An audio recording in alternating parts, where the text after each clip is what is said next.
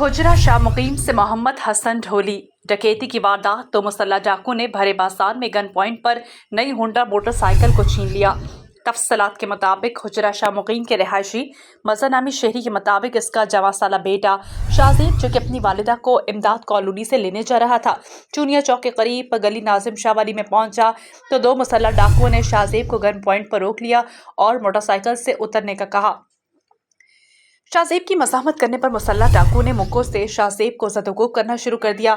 इसकी कनपट्टी पर पिस्टल रखकर मोटरसाइकिल ना देने पर फायर मारने की धमकी दी, जिस पर शाहजेब ने मोटरसाइकिल डाकुओं के हवाले कर दी।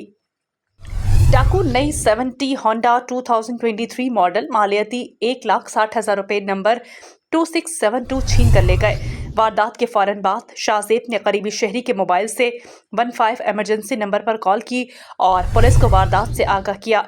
दिन दिहाड़े सरेआम भरे बाजार में वारदात होने पर इलाके में खौफो हिरास फैल गया।